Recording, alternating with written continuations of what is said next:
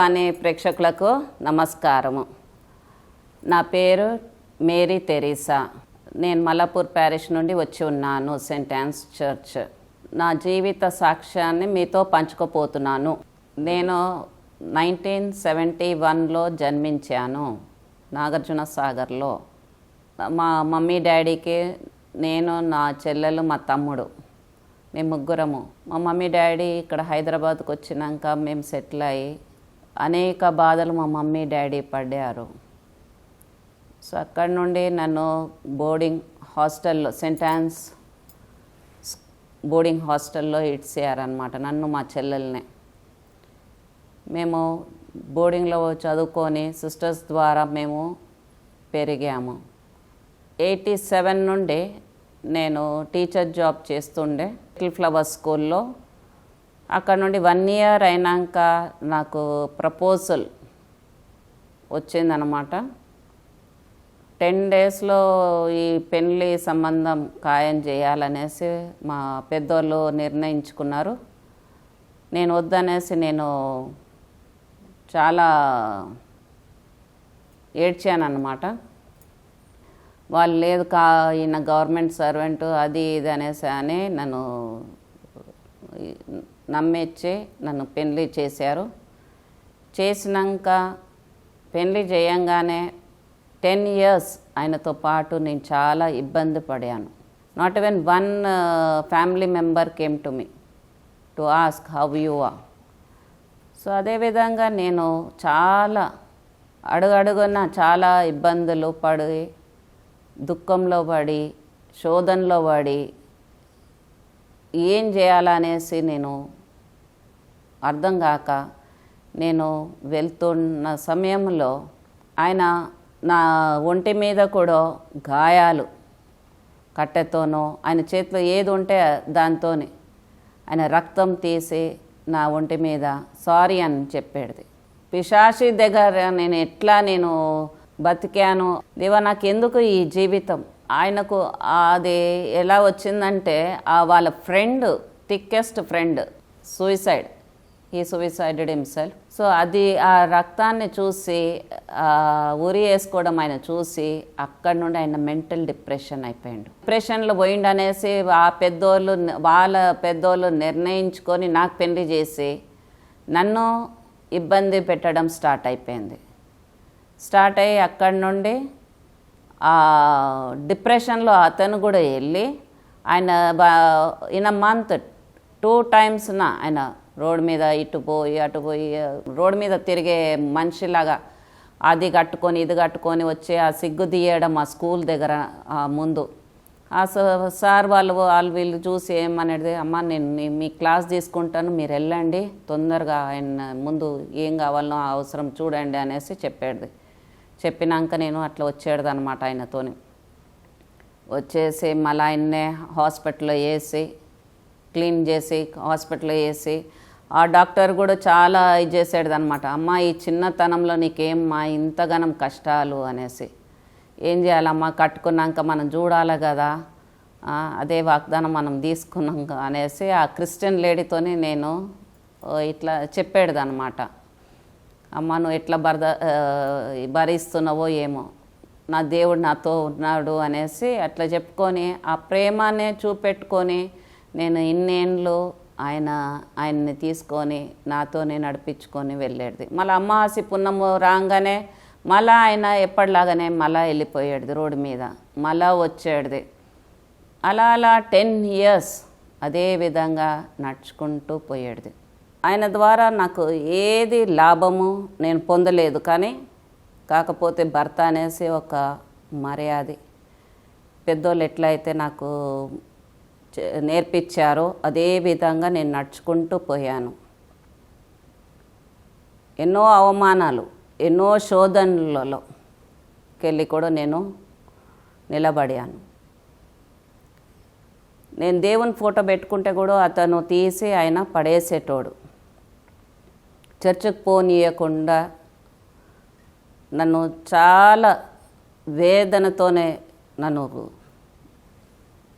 కష్టాలతో పెట్టి ఉన్నాడు. అయినప్పటికీ నా దేవుణ్ణి నేను ఎడవలేదు. నేను నడుచుకుంటే పోయినాను, ఆయన నాతోనే ఉన్నాడు అనేసి. 1 కొరింథీ 3:16 ప్రకారంగా నీ హృదయం ఒక ఆలయం, ఆ ఆలయంలో నేను నివసిస్తున్నా అనేసి చెప్పారు కదా బైబిల్ ప్రకారంగా. అదేవిధంగా నేను ఆ వాక్యం పట్టుకొని నేను అదే నడుచుకుంటూ పోయాను. ఆ విధంగా నేను స్కూల్లో జాబ్ చేస్తూ ఉండే, లిటిల్ ఫ్లవర్ స్కూల్ అనేసి. ఆ స్కూల్లో 10 years చేశాను. ఆ 10 years లోపల కూడా ఆయన వచ్చి, ఆ స్కూల్ దగ్గర కూడా ఆయన వచ్చి చాలా నన్ను వేధించేది. ఆ కష్టాలు గురి అయి అవమానంతో కింద తల దించుకుంటూ వెళ్తూ పోయాను నేను. ఆ విధంగా నాకు 2 బాబులు పుట్టారనమాట. పెద్దోడు 1991లో, 1996 చిన్నోడు. వాళ్ళ ప్రకారంగా ఆ పిల్లల్ని చూసిన ఆయన మారుతాడనేసి అనుకుంటే ఆయన అసలే మారలేదు. ఇంకా నేను ఆ సాతాన్ దగ్గర నేను సంసారం చేసినట్టు ఉండే. ఎందుకంటే నా ఒంటి మీద అంత గాయాలు, ఇంత రక్తం, ఆ రక్తం చూసే వరకు ఆయన ఇది చేసేవాడు కాదు. ఆయన అప్పుడు ఆ రక్తం చూసినాక సారీ అనేది అట్లా.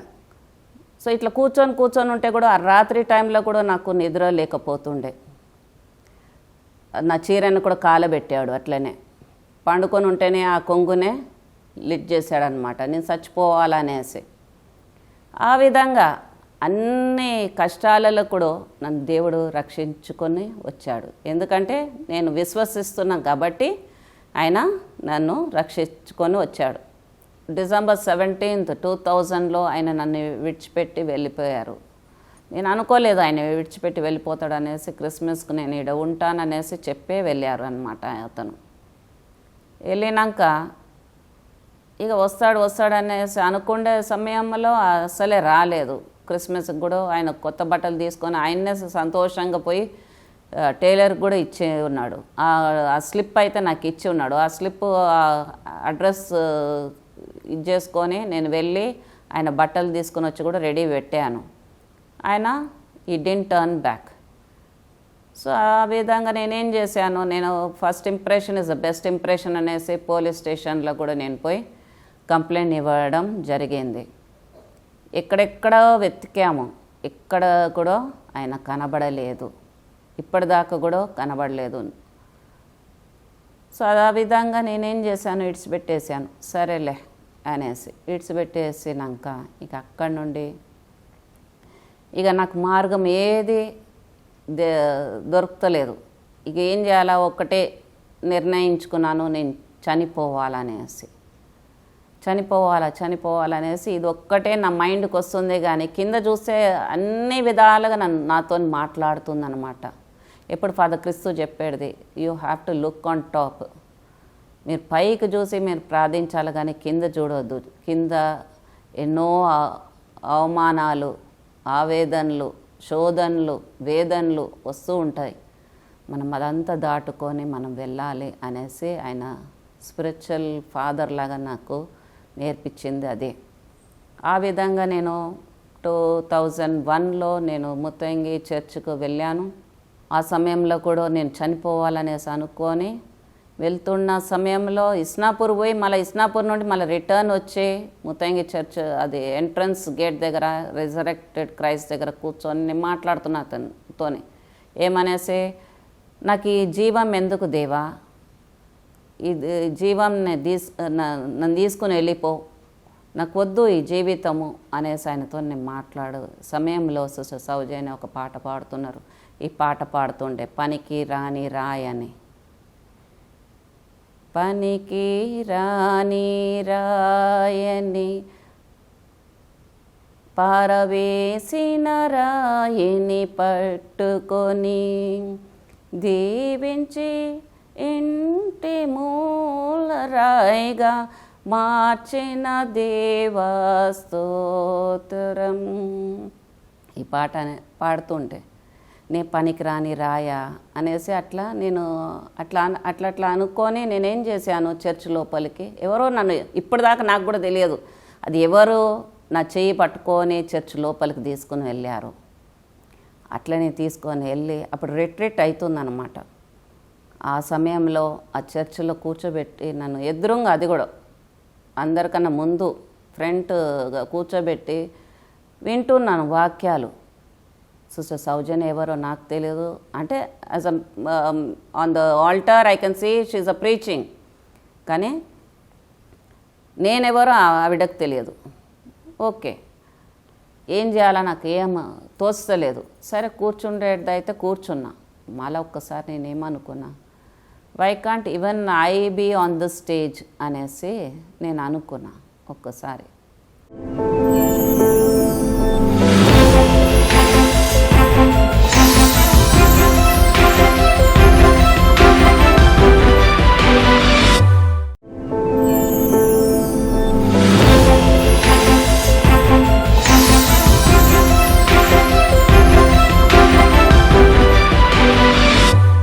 నన్ను చర్చిలో తీసుకొని వెళ్ళి ఆ ఎంట్రన్స్లో కూర్చోబెట్టారనమాట. కూర్చోబెట్టినాక కాసేపు ఐ వాజ్ డిస్టర్బ్డ్, ఏం చేయాలా నాకు ఏం తోస్తలేదు. సరే కూర్చుండేది అయితే కూర్చున్నా. మళ్ళీ ఒక్కసారి నేనేమనుకున్నా, why can't even I be on the stage అనేసి నేను అనుకున్నా ఒక్కసారి. సిస్టర్ ప్రీచింగ్ చేస్తున్నారు, బ్రేక్ వచ్చినప్పుడు అందరూ ఉరుకుతున్నారు సిస్టర్ దగ్గర బ్లెస్సింగ్ అనేసి. బ్లెస్సింగ్ వెళ్ళేటప్పుడు నేను అక్కడ ఒంటరిగా నిలబడుకొని ఉన్నాను. నిలబడుకొని ఇటు అటు తిరుక్కుంటూ చూస్తూ ఉంటే నన్ను పిలుస్తున్నారనమాట సిస్టర్. అంతట ఆ గుంపుని విడిచిపెట్టేసి నన్ను పిలుస్తున్నారు. నన్ను ఎందుకు పిలుస్తారు ఈ సిస్టర్ అనేసి నేను అనుకొని, ఇక ఎవరో సిస్టర్ పంపించారు, ఆ సిస్టర్ని పిలవండి అనేసి. ఇక వెళ్ళాను దగ్గర, ఏ సిస్టర్ అనేసి. వెళ్ళే వారికి ఆ సిస్టర్ అన్నారు, అమ్మ దేవుడు మీ ముఖమే చూపెడుతున్నారు, మీరు రేపు నాతో రావాలా, విజయవాడకు వెళ్ళేది ఉంది అనేసి అన్నారు.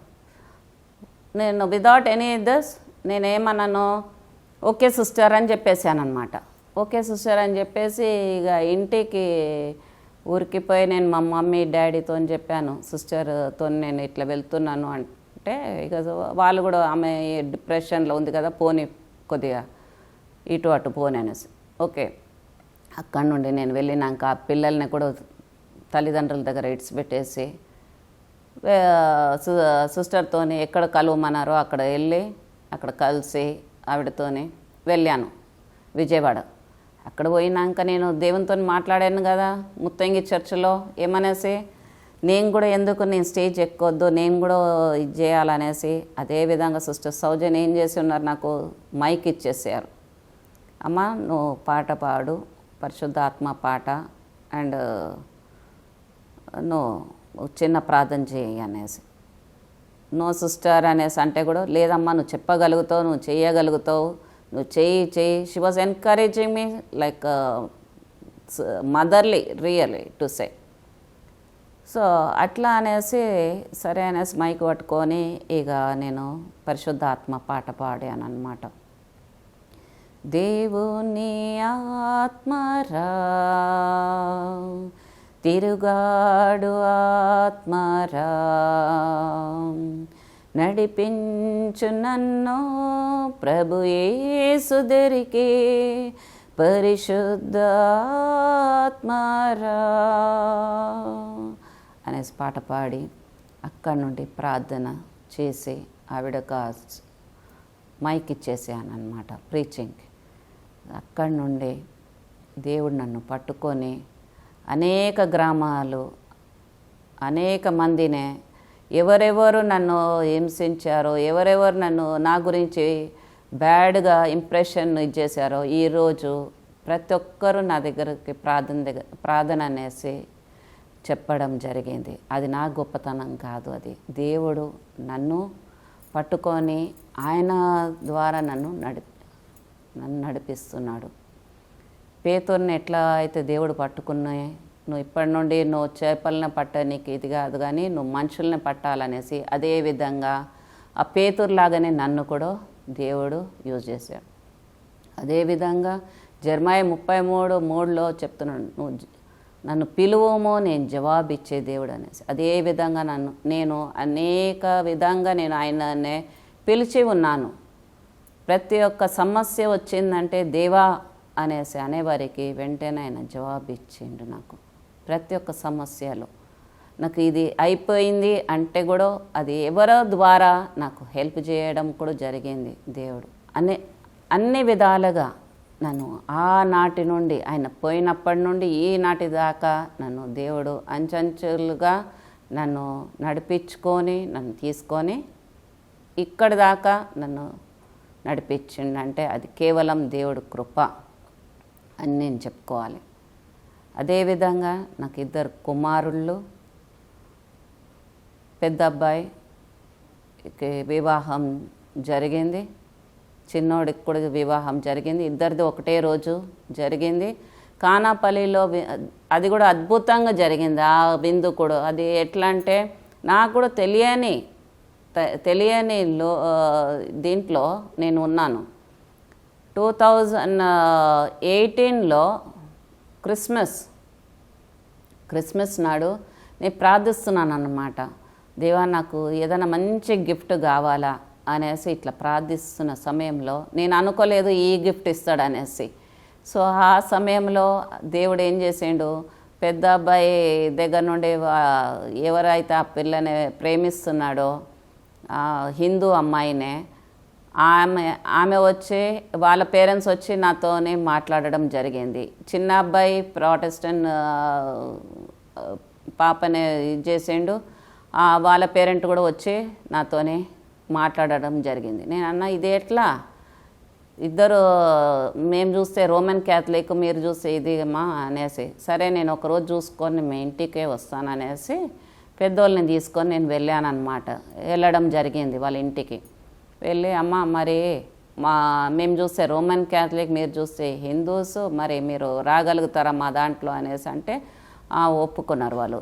నేనేం చేశాను, సిస్టర్స్తో మాట్లాడి అడుగున్న వాళ్ళనే బ్యాప్టిజం అయినాక ఫస్ట్ హోలీ కమ్యూనన్, కాన్ఫర్మేషన్, మళ్ళీ మ్యారేజ్ కౌన్సిలింగ్, అదైనాక మ్యారేజ్, అట్లా స్టెప్ బై స్టెప్ ఇద్దరికి ఒకటేసారి సిస్టర్స్ దగ్గరనే క్యాటగిజం నేర్పించేసి పెళ్ళి జరిపియడం జరిగింది వాళ్ళది.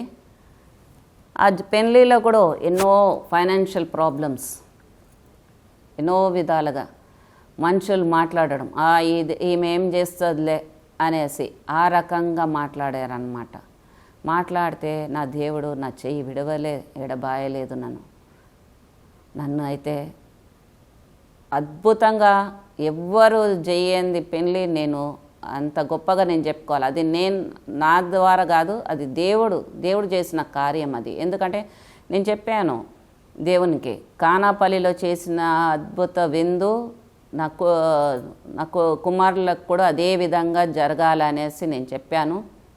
ఎవరెవరు నన్ను అవమానించారో, ఎవరెవరు నా గురించి చెడుగా మాట్లాడుకున్నారో వాళ్ళందరూ అదంతా చూసి పెళ్ళి చాలా ఘనంగా చేసావా, ఇది ఎట్లా చేసావా అనేసి వాళ్ళే ఆశ్చర్యపోయారు. సో అట్లా నేను నిజంగా దేవునికి నేను స్తోత్రము కృతజ్ఞత చెల్లించుకోవాలి. ఆ విధంగా నేను నడిపించుకొని నా కుటుంబాన్ని, అదేవిధంగా నా పెద్దోడికి ఇప్పుడు 2 కుమార్తెలు, చిన్నోడికి 1 కుమార్తె, నాకు 3 మన్మరాళ్ళు ఉన్నారు. ఇప్పుడు స్కూల్ కూడా వెళ్తున్నారు వాళ్ళు. ఒకరు ఎల్కేజీ, ఒకరు యూకేజీ అన్నమాట.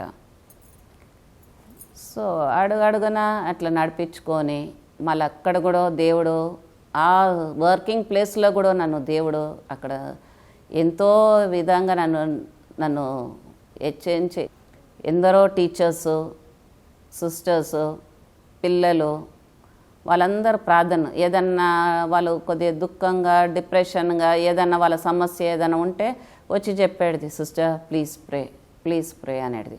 సో వాళ్ళకు ఎంత నేను బిజీ షెడ్యూల్ ఉంటే కూడా లైబ్రరీలో నేను library Saint Ann's High School లైబ్రరీలో నేను పనిచేస్తాను.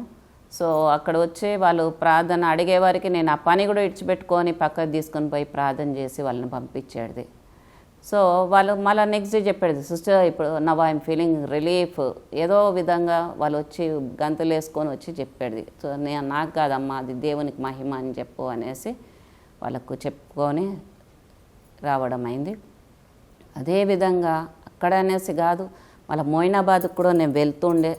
Up till 2017 with father Kristu I was. So అక్కడ కూడా ఆయన ద్వారా ఎన్నో విధాలుగా ఎన్నో లైఫ్, అది ప్రార్థనతోనే నా లైఫ్ని నేను చేంజ్ చేసుకొని వచ్చాను. నేను ఎక్కడెక్కడ కరెక్షన్ టు బి డన్ అక్కడంతా కరెక్షన్ చేసేసి, సో వాక్యం ద్వారానే నాకు చాలా కోపం ఉండేది. ఆ కోపం అనేది తీసేసి నిదానంగా శాంతిగా మనుషుల ద్వారా ఎట్లా నడవాలనో అదంతా ఆయన నేర్పించింది. కానీ అదంతా అట్లా అడుగడుగున నేను ఇప్పుడు మల్లాపూర్ ప్యారిష్లో లీజన్ ఆఫ్ మేరీకి నేను ఒక ప్రెసిడెంట్గా ఉన్నాను. నాతో ఆ గ్రూప్లో కూడా ఒక 10 మంది సహోదరులు ఉన్నారు, సిస్టర్స్ కూడా ఉన్నారు. సో అట్లా ఆ చర్చ్లో కూడా లీజన్ ఆఫ్ మేరీని నడిపిస్తున్నాను. Every first Saturday we have meeting and third week house visiting, going to sick people. Hospitals కూడా వెళ్తాము, సిక్ని దర్శించుకొని మేము ప్రార్థన చేయడం అయింది. సో అట్లా దేవుడు అనేకంగా గొప్పగా నన్ను వాడుకుంటున్నాడు, అడుగడుగున నన్ను నడిపించుకొని వెళ్తున్నాడు. Thank you so much for giving me an opportunity in Divya Vani to share my testimony. Thank you, one and all.